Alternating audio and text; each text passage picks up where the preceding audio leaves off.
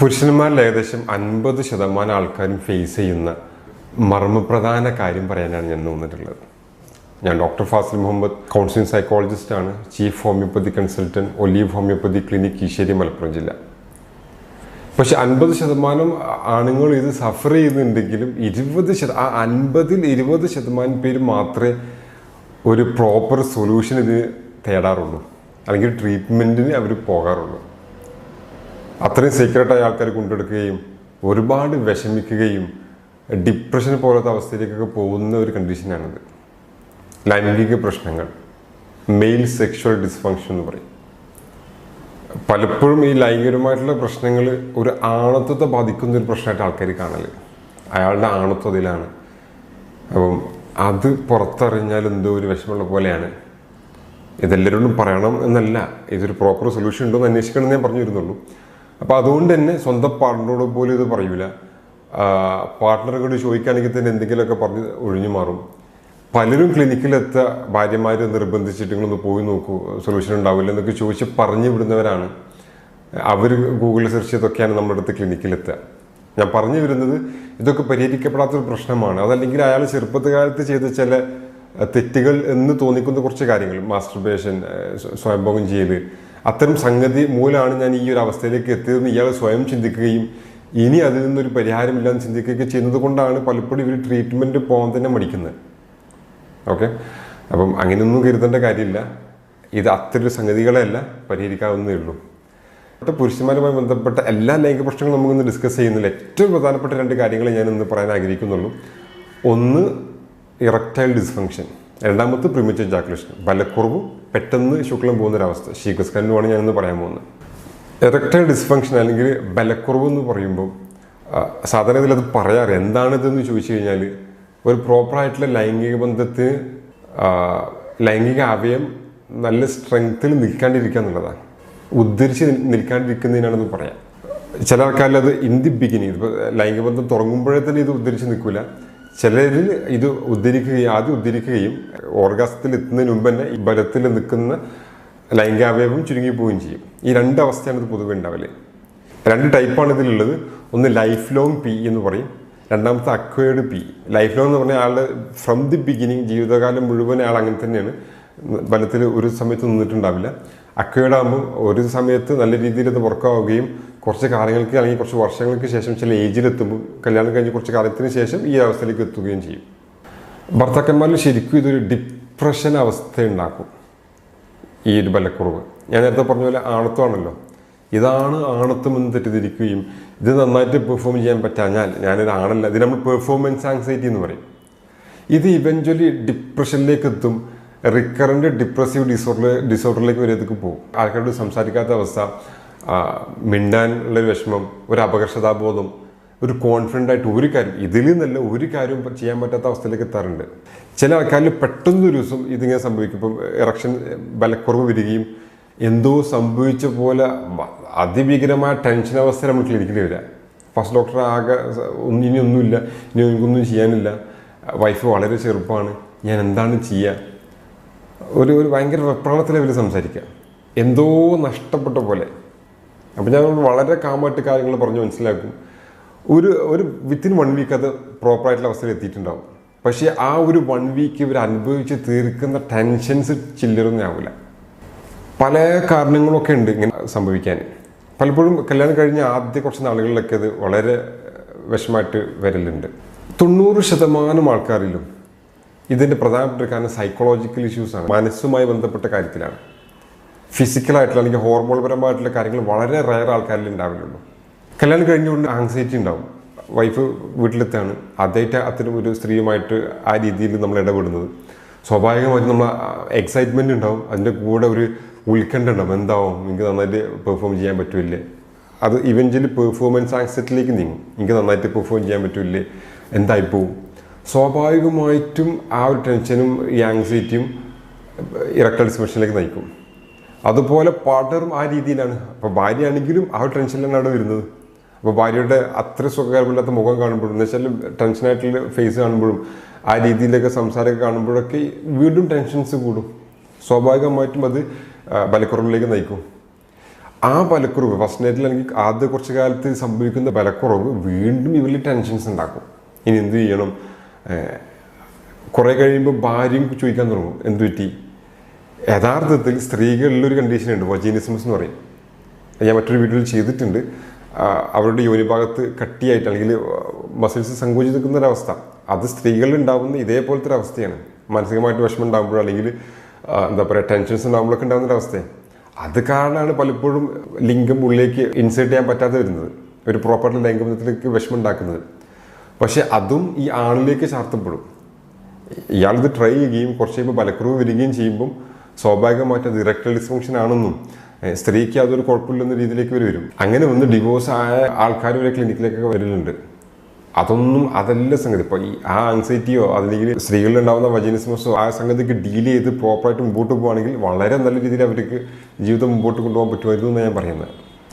ചില ഹോർമോണിൻ്റെ അളവ് കുറവുകൾ, ടെസ്റ്റോസ്റ്ററോൺ പോലത്തെ ഹോർമോണിൻ്റെ അളവ് കുറവുകൾ, ചില ലൈഫ് സ്റ്റൈൽ ഹാബിറ്റുകൾ, സ്മോക്കിംഗ്, ആൽക്കഹോൾ, അതൊക്കെ ഈ ഒരു അവസ്ഥയിലേക്ക് നയിക്കലുണ്ട്.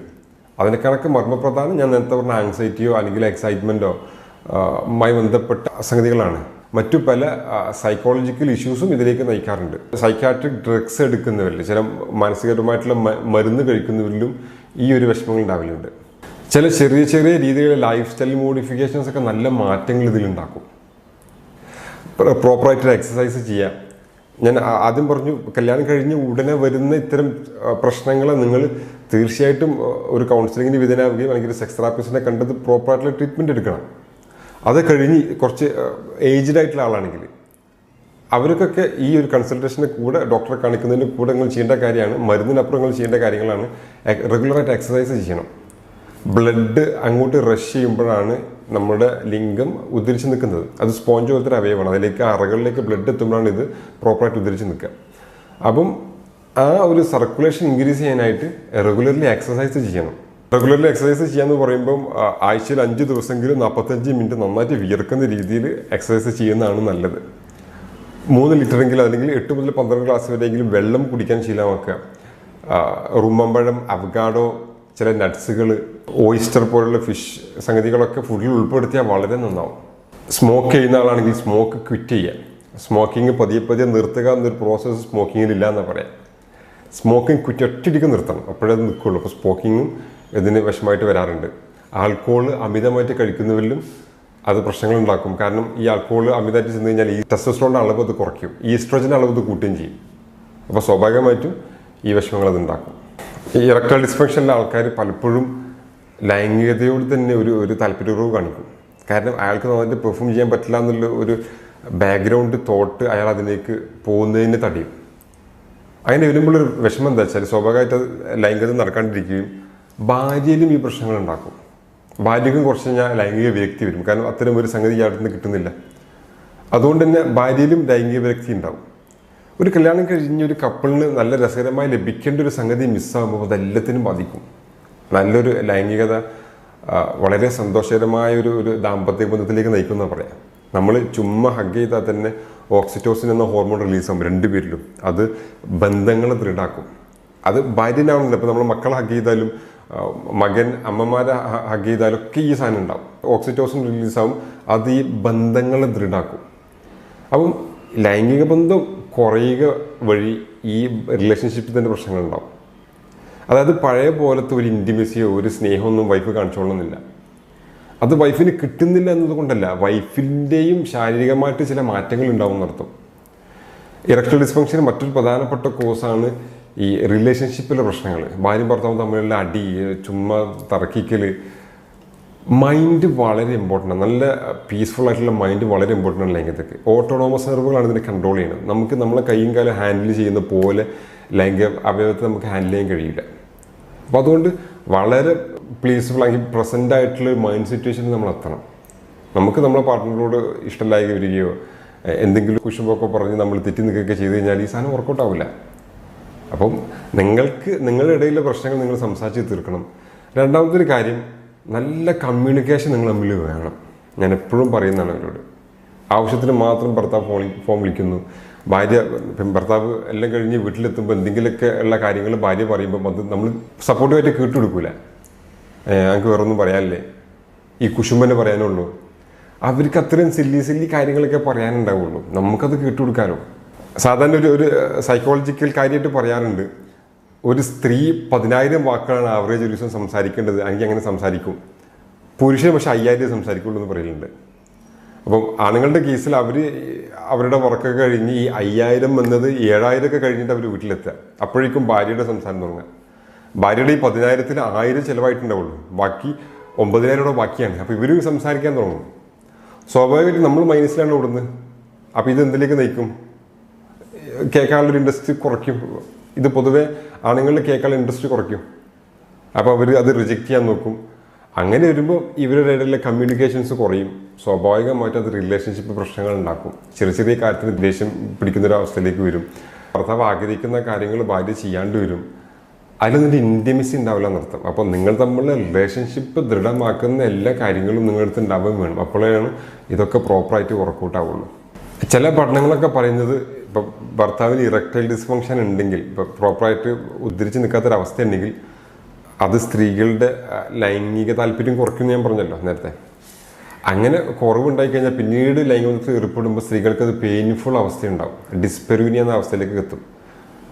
പ്രോപ്പറായിട്ടുള്ള രീതിയിൽ ലൂബ്രിക്കേഷൻസ് ഇല്ലാണ്ട് വരും. അപ്പോൾ സ്വാഭാവികമായിട്ടും അത് പെയിൻഫുൾ ആയിട്ടുള്ള ഒരു ലൈംഗികത്തിലേക്ക് നയിക്കും. അപ്പോൾ എങ്ങനെ വന്നാലും ഇത് പ്രോപ്പറായിട്ട് ഡീൽ ചെയ്ത് കറക്റ്റ് ചെയ്ത് പോകണമെന്നർത്ഥം. സമയത്ത് ഇത് സംസാരിക്കണം, ഭാര്യയോട് സംസാരിക്കണം. എന്തെങ്കിലും പ്രശ്നമുണ്ടോ, സാറ്റിസ്ഫൈഡ് ആണോ അല്ലേ, എനിക്കെന്തെങ്കിലും പ്രശ്നങ്ങളായിട്ട് ഫീൽ ചെയ്യുന്നുണ്ടോ, ഞാൻ എന്തെങ്കിലും ചെയ്യേണ്ടതുണ്ടോ, അവർക്ക് നല്ല രീതിയിൽ കമ്മ്യൂണിക്കേറ്റ് ചെയ്ത് ആ കമ്മ്യൂണിക്കേഷൻ തന്നെ ഒരുപാട് പ്രശ്നങ്ങൾ കുറയ്ക്കുമെന്നാണ് പറയുന്നത്. ഞാൻ നേരത്തെ പറഞ്ഞത് സൈക്കോളജിക്കലാണ് ഇഷ്യൂ. ഇങ്ങനെ നിങ്ങൾ ഭാര്യയായിട്ട് കമ്മ്യൂണിക്കേറ്റ് ചെയ്യുമ്പോൾ, സംസാരിക്കുമ്പോൾ വളരെ സപ്പോർട്ടീവായിട്ട് അവർ ഇങ്ങോട്ട് സംസാരിച്ചു തുടങ്ങും. നമുക്കൊരു കെയർ തരും, ഒരു സപ്പോർട്ട് തരും. അതൊരു കോൺഫിഡൻസ് ലെവൽ നമുക്ക് കൂട്ടും അല്ലേ? അപ്പം നമുക്കും ഇതിൽ നിന്ന് പുറത്തേറാനുള്ള ഒരു അവസരം തരും. ഇനി മാത്രമല്ല, ധൈര്യമായിട്ട് നമുക്ക് ഡോക്ടറെ അടുത്ത് പോകാൻ, കാര്യങ്ങൾ സംസാരിക്കാനുള്ള ഒരു കോൺഫിഡൻസ് തരും. അപ്പം ഇതിൻ്റെ ബേസിക് സംഗതി കമ്മ്യൂണിക്കേഷൻ തന്നെയാണ് എന്നർത്ഥം. പുരുഷന്മാരിൽ കാണുന്ന ഏറ്റവും പ്രധാനപ്പെട്ട അടുത്തൊരു ലൈംഗിക പ്രശ്നമാണ് പ്രിമിറ്റീവ് ഇജാക്കുലേഷൻ, ഷേഗസ്കലനം എന്ന് പറയും. പെട്ടെന്ന് ഇജാക്കുലേറ്റ് ചെയ്ത് പോവുക. അതിനൊരു ഡെഫിനേഷൻ പറയുകയാണെങ്കിൽ നമുക്ക് കറക്റ്റ് പറയാൻ പറ്റില്ല. ഡെഫിനേഷന് ഭയങ്കര രസകരമായ ഡെഫിനേഷൻസാണ്. ICD-10, അതായത് ഈ അസുഖങ്ങൾ ക്ലാസിഫൈ ചെയ്യുന്ന ഒരു സംഗതിയാണ് ICD എന്നൊക്കെ പറയുന്നത്. ICD-10 അതിൽ പറയുന്നത് 15 സെക്കൻഡ് നല്ല രീതിയിൽ പ്രോപ്പറായിട്ട് ലൈംഗികബന്ധത്തിൽ ഏർപ്പെടുക. അതിനും താഴെയാണ്, 15 സെക്കൻഡിലും താഴെയാണെങ്കിലാണ് പ്രിമിറ്റീവ് ഇജാക്കുലേഷൻ എന്ന് പറയുന്നത്. വേറൊരു ഡെഫിനേഷനിൽ 1 മിനിറ്റ് പ്രോപ്പറായിട്ട് ഒരാണിന് 1 മിനിറ്റിലധികം പെനിട്രേറ്റഡ് സെക്സ് ചെയ്യുമ്പോഴേക്ക് ശുക്ലം പോകുന്നുണ്ടെങ്കിൽ അതാണ് പ്രിമിറ്റീവ് ഇജാക്കുലേഷൻ എന്ന് പറയുന്നുണ്ട്. ശ്രീകസ്കലനം പെട്ടെന്ന് തീർന്നു പോവുക. ഞാൻ സാധാരണ പറയില്ല, അതല്ല ഇവിടെ പ്രശ്നം. രണ്ടുപേരും സാറ്റിസ്ഫൈഡ് ആണോ അല്ലേ എന്നുള്ളതാണ് പോയിന്റ്. ആ ലൈംഗിക ബന്ധത്തിൽ രണ്ട് പേർക്കും ഓർഗാസത്തിലേക്ക് എത്താൻ പറ്റിയിട്ടുണ്ടോ ഇല്ലേ എന്നുള്ളതാണ്. അത് എത്തിയിട്ടുണ്ട്, ഒരുപാട് സമയം ഒന്നും കിട്ടിയില്ല, നോ പ്രോബ്ലം. പക്ഷേ പുരുഷൻ ലൈംഗികബന്ധത്തിൽ ഏർപ്പെടുന്നു, അത് ഭാര്യയുടെ തൃപ്തികരമായ ഒരു അവസ്ഥയിലേക്ക് എത്തുന്നില്ലെങ്കിൽ അത് നമ്മൾ പ്രീമച്ചർ ഇജാക്കുലേഷൻ പറയും, ശ്രീകസ്കലനം എന്നൊക്കെ പറയും. ഒരുപാട് സമയം ഇതിൽ സെക്സിൽ ഏർപ്പെടുക, ലൈംഗികബന്ധത്തിൽ ഏർപ്പെടുക എന്നതേ അല്ല തീം. ഞാൻ എപ്പോഴും ഇവിടെ വരുന്ന കപ്പിൾസിനോട് പറയും, ഇതൊരു പെർഫോമൻസ് കാഴ്ചവെക്കാനുള്ള ഒരു സംഗതിയല്ല, ഒരു ഗെയിമല്ല. നന്നായിട്ട് പെർഫോം ചെയ്യാൻ പറ്റും, ഒരുപാട് സമയം അതേ അല്ല ഈ സംഗതി. രണ്ടുപേരും ഹാപ്പി ആയിട്ടിരിക്കുക. അറ്റ് ദി എൻഡ് രണ്ടുപേരും ഹാപ്പിയാണ്. അതാണ് ഇതിൽ പോയിന്റ്. ഈ ഹാപ്പി ആവാൻ വേണ്ട ഒരു ഘടകമാണ് ഓർഗാസം. അത് സ്ത്രീക്കും കിട്ടണം, പുരുഷനും കിട്ടണം. പുരുഷന് ഇജാക്കുലേറ്റ് ചെയ്യുമ്പോഴുള്ള ഫീലിങ്സ് ആണ്. സ്ത്രീക്ക് അതിന് പ്രത്യേകിച്ച് ഫീലിങ്സ് ഒന്നുമില്ല. പക്ഷെ അവരോട് ചോദിക്കണം, ഓർഗാസത്തിലേക്ക് എത്താൻ പറ്റില്ലേ, അത് അവരോട് ചോദിക്കണം. ആരും പലപ്പോഴും ഇവിടെ വരുന്ന എൻ്റെ ക്ലിനിക്കിൽ നിന്ന് ആരും ഇത് ചോദിക്കാറില്ല. അവർക്ക് അറിയില്ല അങ്ങനെ ഒരു സംഗതി ഉണ്ടോ. ചോദിച്ചാലല്ലേ അവർക്കത് പറയാൻ പറ്റുള്ളൂ. അങ്ങനെ കിട്ടിയിട്ടില്ലെങ്കിൽ എന്തൊക്കെ ചെയ്യാൻ പറ്റും, അതൊക്കെ ഒത്തിരി കാര്യങ്ങൾ പറയാനുണ്ട്. അതൊക്കെ ഇത്തരം ഒരു സോഷ്യൽ മീഡിയ നമുക്ക് പറയുന്നതിനൊരു പരിധി ഉണ്ടല്ലോ. ഈ പ്രിമിറ്റീവ് ഇജാക്കുലേഷനും അതിൻ്റെ കാരണമായിട്ട് വരുന്നത് ഞാൻ നേരത്തെ പറഞ്ഞ കാര്യങ്ങളൊക്കെ തന്നെയാണ്. റിലേഷൻഷിപ്പിലെ പ്രശ്നങ്ങൾ, ഭാര്യയും ഭർത്താവും തമ്മിലുള്ള വിഷമങ്ങൾ അതിലേക്ക് നയിക്കും. ആങ്സൈറ്റി അതിലേക്ക് വിഷമങ്ങൾ ഉണ്ടാക്കും. ആദ്യകാലത്തെ കല്യാണം കഴിഞ്ഞ കപ്പിൾസിലൊക്കെ, ന്യൂലി മാരീഡ് കപ്പിൾസിലൊക്കെ ഈ ആങ്സൈറ്റിയാണ് ഇപ്പോൾ മിക്കവാറും വിഷമങ്ങൾ ഉണ്ടാക്കല്. പിന്നെ നമുക്ക് ഞാൻ നേരത്തെ കൊണ്ട് കൈയും കാലം ഹാൻഡിൽ ചെയ്യുന്ന പോലെ എത്ര സമയം അങ്ങനെയൊന്നും നമുക്കിതിൽ ഹാൻഡിൽ ചെയ്യാൻ കഴിയില്ല. ഓട്ടോണോമസ് നെർവുകളാണ്. ഒരു പെട്ടെന്ന് ഇജാക്കുലേറ്റ് ചെയ്ത് പോകുന്നു എന്നത് ഒരിക്കലും ഒരു പുരുഷൻ അല്ലെങ്കിൽ ഒരു ഭർത്താവ് മനഃപൂർവ്വം ചെയ്യുന്ന കാര്യമേ അല്ല. ആദ്യം മനസ്സിലാക്കുന്ന ഒരു കാര്യമാണ്. ഒരിക്കലും അവർ മനഃപൂർവ്വം ചെയ്യുന്നതല്ല, അവർക്ക് അത് കൺട്രോൾ കിട്ടാഞ്ഞിട്ടാണ്. അത് മാത്രമല്ല, അത് അവരുടെ ഫിസിക്കൽ സംഗതിയുമായി ബന്ധപ്പെട്ടല്ല, അവരുടെ ആളത്വവുമായി ബന്ധപ്പെട്ടോ അല്ലെങ്കിൽ അവരുടെ ബോഡിയിലെ ആരോഗ്യവുമായി ബന്ധപ്പെട്ടോ അല്ല. അത് ആ തെറ്റിദ്ധാരണയൊക്കെ ദയവേത് സ്ത്രീകളും പുരുഷനും മാറ്റണം. പലപ്പോഴും ഇതെന്തോ ഒരു പ്രശ്നമാണ്, എനിക്കതിന് പറ്റുന്നില്ല, എൻ്റെ ആണത്വപരമായിട്ടുള്ള എന്തോ ഒരു സംഗതികളുണ്ട്. പിന്നെ അത്തരം ചിന്തകളാണ് പലപ്പോഴും ഇവരെ ക്ലിനിക്കിലേക്ക് പോകാൻ ഒരു ഹെൽപ്പ് തരാനൊക്കെ പ്രിവെൻറ്റ് ചെയ്യണം. അതിൽ നിന്നൊക്കെ പിന്മാറാനുള്ളൊരു കാരണം ഇതാണ്. അങ്ങനെയൊന്നും നിങ്ങൾ ചിന്തിക്കേണ്ട കാര്യമില്ല. ഒരിക്കലും അത് നിങ്ങൾ മനഃപൂർവ്വം ചെയ്യുന്നതുമല്ല, നിങ്ങളുടെ ഇടയിൽ എന്തോ പോരായ്മയല്ല. പിന്നെ എങ്ങനെ പരിഹരിക്കണം എന്നുള്ളത് നമുക്ക് ഇത്തരം ഒരു സംഗതിയിൽ പറയാൻ കഴിയില്ല. അത് പരിഹരിക്കാനായിട്ട് ഒരു ഡോക്ടറെ കണ്ട് കൺസൾട്ട് ചെയ്ത് റെഡിയാക്കി എടുക്കുക. അതൊക്കെ അതിൻ്റെ പരിഹാരങ്ങളുണ്ട്, മരുന്നുകളുണ്ട്. ഹോമിയോപ്പതിയിലൊക്കെ സൈഡ് എഫക്ട്സ് ഇല്ലാത്ത വളരെ ഈസി ആയിട്ട് ഇത് റെഡിയാക്കാൻ പറ്റുന്ന മെഡിസിൻസ് ഉണ്ട്. ആ മരുന്നിൻ്റെ കൂടെ തന്നെ കൺസൾട്ടേഷൻ വളരെ ഇമ്പോർട്ടൻ്റ് ആണ്. അതാണ് ഞാൻ ആദ്യം എപ്പോഴും ഈ കൺസൾട്ടേഷൻ ഊന്നി പറയാൻ കാര്യം. നിങ്ങൾ തൊട്ടടുത്തൊരു ഒരു ക്ലിനിക്കൽ സൈക്കോളജിസ്റ്റിനെയോ അല്ലെങ്കിൽ സെക്സ് തെറാപ്പിസ്റ്റിനെ പോയി കാണണം. അവരുടെ ഒരു കൗൺസിലിംഗ് സെഷനാണ് ഏറ്റവും ഇമ്പോർട്ടൻ്റ് ആയിട്ടുള്ളൊരു ഭാഗം. അതിൽ ഒരുപാട് കാര്യങ്ങൾ നിങ്ങൾക്ക് മനസ്സിലാക്കാൻ പറ്റും. എവിടെയാണ് ഫാൾട്ട് പറ്റിയത്, എന്തൊക്കെ തെറ്റിദ്ധാരണകൾ നിങ്ങൾക്ക് ഉണ്ടായിരുന്നു, അതൊക്കെ തിരുത്താൻ പറ്റും. പിന്നെ സപ്പോർട്ടീവായിട്ട് കുറച്ച് മെഡിസിൻസ്, ചില കേസിലൊക്കെ ചില സപ്ലിമെൻറ്റ്സുകളും ചില മരുന്നുകളൊക്കെ വളരെ എഫക്റ്റീവായിട്ട് ഇതിന് മാറ്റങ്ങൾ ഉണ്ടാക്കുകയും ചെയ്യും. അമിതവണ്ണം, hyper thyroidism, metabolic disorders, hormonal ഇഷ്യൂസൊക്കെ പ്രീമച്വർ ഇജാക്കുലേഷൻ ഉണ്ടാക്കാറുണ്ട് കേട്ടോ. ചില ആൾക്കാരിൽ ഗിൽറ്റി ഫീലിംഗ്, ഈ ഞാൻ തെറ്റ് ചെയ്തു പോയി, ഞാൻ ചെറുപ്പകാലത്തൊക്കെ ഒരുപാട് മാസ്റ്റർബേറ്റ് ചെയ്തിട്ടുണ്ട്, അങ്ങനെ ആ ഗിൽറ്റി ഫീലിംഗ് ഉണ്ടല്ലോ, ഒരു തെറ്റ് ചെയ്തു എന്നുള്ള ഫീലിങ്സ്, അതും ഇതിലേക്ക് നയിക്കലുണ്ട്. അങ്ങനെയുള്ള ആൾക്കാരുടെ സംഗതി എന്താ വെച്ചാൽ അവർ മിക്ക കേസുകൾ അവർ ട്രീറ്റ്മെൻറ്റ് എടുക്കാറില്ല. ഇപ്പോൾ ചില ആൾക്കാർ നമ്മൾ വാട്സപ്പ് വഴി ചോദിക്കും, ഡോക്ടറെ എനിക്ക് ഇങ്ങനെ ഒരു ഇഷ്യൂ ഉണ്ട്, ഞാൻ ചെറുപ്പകാലത്ത് ഇങ്ങനെ ഒരുപാട് ചെയ്തിരുന്നു, അതിൻ്റെ ഫലമായിട്ടാണോ ഇങ്ങനെ, അതുകൊണ്ട് എനിക്ക് ഭയങ്കര ഡിപ്രസ്ഡാണ്, എനിക്കൊന്നും ചെയ്യാൻ കഴിയുന്നില്ല എന്നൊക്കെ അവർ പറയലുണ്ട്. ഒരിക്കലും അതും ഇതായിട്ട് കണക്റ്റഡേ അല്ല. നിങ്ങൾ അതിൻ്റെ പേരിൽ ഒരു ട്രീറ്റ്മെൻറ്റ് എടുക്കാണ്ടിരിക്കരുത്. അതൊക്കെ നമുക്ക് വളരെ നല്ല രീതിയിലേക്ക് മാറ്റാൻ പറ്റുന്ന സംഗതിയാണ്. ഈ നല്ല രീതി, നല്ല സംഗതി എന്നൊക്കെ ഞാൻ പറയാൻ കാര്യം അങ്ങനെയൊക്കെ ഇതിൽ പറയാൻ പറ്റുള്ളൂ, ടോപ്പിക് അങ്ങനെ ആയതുകൊണ്ട്. ഓക്കെ, പ്രീമച്വർ ഇജാക്കുലേഷൻ്റെ ട്രീറ്റ്മെൻറ്റ് ഓപ്ഷൻസിലേക്ക് വരുമ്പം ബിഹേവിയറൽ തെറാപ്പീസ് ഉണ്ട്, കേഗൽ എക്സസൈസ് ഉണ്ട്. അപ്പം ബിഹേവിയർ തെറാപ്പിയിൽ വരുന്നത് സ്റ്റോപ്പ് ആൻഡ് സ്റ്റാർട്ട് മെത്തേഡ് ഉണ്ട്. അങ്ങനെ ഇപ്പോൾ ഇതിൽ പറയാൻ പറ്റുള്ളൂ. ബാക്കി ഡീറ്റെയിൽ ആയിട്ടൊക്കെ നമുക്ക് കൺസൾട്ടിങ്ങിന് വരുമ്പോൾ നിങ്ങൾ ഡോക്ടറോട് ചോദിച്ചാൽ അവർ ഡീറ്റെയിൽ ആയിട്ട് പറഞ്ഞുതരും. അതുപോലെ തന്നെ സ്ക്വീസ് മെത്തേഡ് വരുന്നുണ്ട്. അതൊക്കെ നിങ്ങൾ പ്രാക്ടീസ് ചെയ്യുമെങ്കിൽ നമുക്കത് ടാക്കിൾ ചെയ്യാൻ പറ്റും, നമുക്കത് മാറ്റിയെടുക്കാനായിട്ട് പറ്റും. അതിൻ്റെ കൂടെ ഞാൻ നേരത്തെ പറഞ്ഞത് മെയിൻ പ്ലേ വരുന്ന ഓർഗാസത്തിലാണ്. പ്രീമച്വർ ഇജാക്കുലേഷൻ ഹസ്ബൻഡിനുണ്ട് എന്നതിനേക്കാളും പ്രശ്നം ഇത് വൈഫ് സാറ്റിസ്ഫൈഡ് ആകുന്നില്ല എന്നുള്ളതാണ്, അവർക്ക് ഓർഗാസത്തിലേക്ക് എത്താൻ പറ്റുന്നില്ല എന്നുള്ളതാണ്. അപ്പോൾ എങ്ങനെയൊക്കെ ഓർഗാസത്തിലേക്ക് എത്തിക്കാൻ പറ്റും എന്ന രീതികളൊക്കെ പ്രാക്ടീസ് ചെയ്താൽ ഇത് നല്ലൊരു ശതമാനം വരെ പരിഹരിക്കപ്പെടും എന്നുള്ളതാണ്. പെൽവിക് ഫ്ലോർ മസിൽസ് എക്സസൈസൊക്കെ ഒരുപാട് ഈ മാറ്റങ്ങൾ ഉണ്ടാക്കാൻ ഹെൽപ്പ് ചെയ്യും.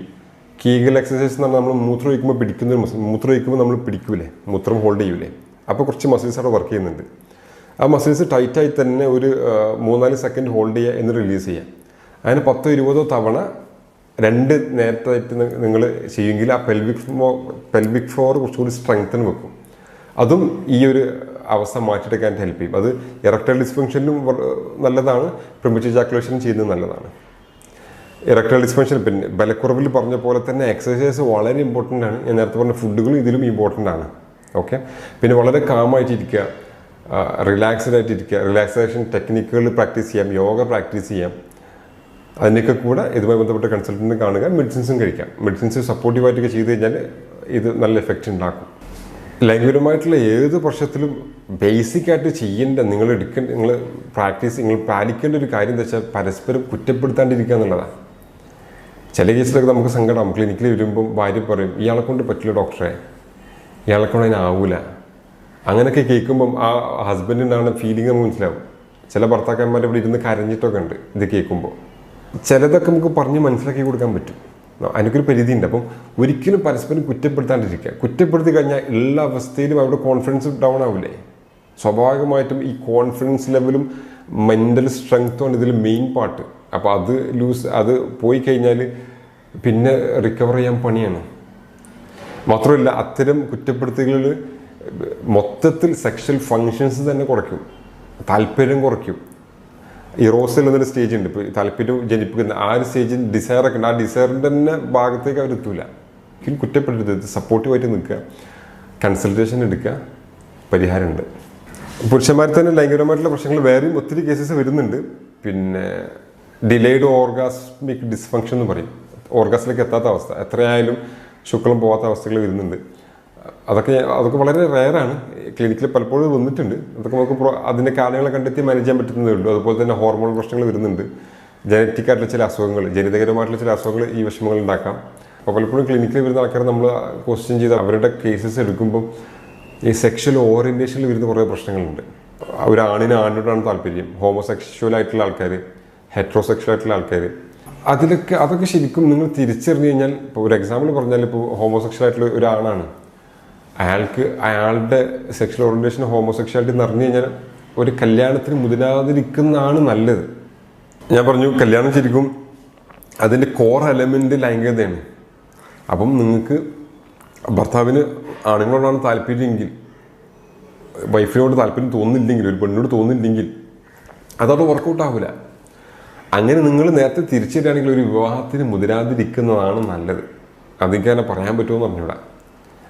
പക്ഷെ വളരെ വിഷമത്തോടെ എനിക്കത് പറഞ്ഞു. ഒത്തിരി കേസസ് അങ്ങനെ ക്ലിനിക്കിൽ വരും. ഒരിക്കലും ഇയാൾ ഈ ഭാര്യ ഡിവോഴ്സായില്ല, പക്ഷേ ഒരു ഭർത്താവിൽ നിന്ന് കിട്ടുന്ന ഒരു സംഗതി ഈ ഭാര്യയ്ക്ക് കിട്ടുകയില്ല. അവസാനം ഇവർ ഇട്ടെറിഞ്ഞു പോയ 10 വർഷമൊക്കെ ക്ഷമിച്ച് നിൽക്കി ഇട്ടെറിഞ്ഞു പോയ കഥകളൊക്കെ ഉണ്ട്. ഞാൻ പറഞ്ഞതെന്ന് വെച്ചാൽ അതൊക്കെ നമ്മൾ ആദ്യം ഐഡൻറ്റിഫൈ ചെയ്ത് അതിനനുസരിച്ച് നീങ്ങുകയാണെങ്കിൽ ഒന്നുകൂടെ നന്നായിരിക്കും. അതുപോലെ തന്നെ ചില ഇഞ്ചുറീസ്, ഇപ്പോൾ ലൈംഗികത്തെ പറ്റുന്ന ഇഞ്ചുറീസ്, നമ്മളെ ബാക്ക് പെയിൻ, നട്ടലിന് പറ്റുന്ന ഇഞ്ചുറികളൊക്കെ പിന്നെ പ്രീമച്വർ ഇജാക്കുലേഷൻ അതല്ലെങ്കിൽ ഇറക്ടൈൽ ഡിസ്ഫങ്ഷനിലേക്കൊക്കെ നയിച്ചേക്കാം. ഓക്കെ, അപ്പോൾ അതൊക്കെ ഉണ്ടെങ്കിൽ ആ രീതിയിൽ ട്രീറ്റ്മെൻറ്റ് എടുക്കുക, എന്നിട്ട് അത് കറക്റ്റ് ചെയ്യുക. ഇത്രയൊക്കെയാണ് വളരെ കോമൺ ആയിട്ട് കാണുന്ന പുരുഷന്മാരിലെ പ്രശ്നങ്ങൾ. അപ്പം നിങ്ങൾക്ക് സംശയങ്ങൾ ഉണ്ടെങ്കിൽ ഈ വീഡിയോക്ക് താഴെ കമൻറ്റ് ചെയ്യാം. അതല്ലെങ്കിൽ എൻ്റെ വാട്സപ്പ് നമ്പറിൽ അതിലേക്കും ടെക്സ്റ്റ് ആക്കിയിട്ട് ചോദിക്കാം. ടെക്സ്റ്റ് ആക്കി ഇടുന്നതാണ് നല്ലത്, അതിന് റിപ്ലൈ വരാൻ സാധ്യത കൂടും. വോയിസ് ആകുമ്പോൾ നമുക്ക് ഒരുപാട് കേൾക്കാൻ പറ്റിക്കൊള്ളുന്നില്ല, നമ്മൾ റിപ്ലൈ തരും. വളരെ നല്ല രീതിയിൽ സംസാരിക്കുകയും കമ്മ്യൂണിക്കേറ്റ് ചെയ്യുകയും നിങ്ങളുടെ ലൈംഗിക പ്രശ്നങ്ങൾ ആദ്യം നിങ്ങൾ ഭാര്യയും ഭർത്താവും തമ്മിൽ ഡിസ്കസ് ചെയ്ത് പരിഹരിക്കാൻ പറ്റുന്നതാണോ എന്ന് നോക്കുകയും അതിനും സാധ്യമായില്ലെങ്കിൽ മാത്രം ട്രീറ്റ്മെൻറ്റ് എടുക്കുകയും ചെയ്യാം. ഹോമിയോപ്പതിയിൽ വളരെ എഫക്റ്റീവായിട്ടുള്ള മെഡിസിൻസ് ഈ പ്രീമച്വർ ഇജാക്കുലേഷനും വിശേഷസ്ഖലനത്തിനും ബലക്കുറവിനൊക്കെ ഉണ്ട്. വളരെ എഫക്റ്റീവാണ്, സൈഡ് എഫക്ട്സും ഇല്ല, സേഫായിട്ട് എടുക്കാൻ പറ്റും. നിങ്ങൾക്ക് തൊട്ടടുത്തുള്ള ഹോമിയോ ഡോക്ടറെ കണ്ടാൽ മതി. അതിന് മുമ്പ് ഒരു കൗൺസിലിംഗ് സെഷൻ അറ്റൻഡ് ചെയ്യണം എന്നർത്ഥം. ഇത്രയൊക്കെ പറഞ്ഞ് നമുക്ക് ഈ ഒരു ടോപ്പിക്കോട് അവസാനിപ്പിക്കാം. അടുത്ത നല്ലൊരു ഹെൽത്ത് ടോപ്പിക്കുമായിട്ട് നമ്മൾ വീണ്ടും വരും. ഞാൻ doctor Fasil Muhammad, counselling psychologist, chief homeopathy consultant, Olive homeopathy clinic, Keesheri, Malappuram ജില്ല. Thanks for watching. ബൈ.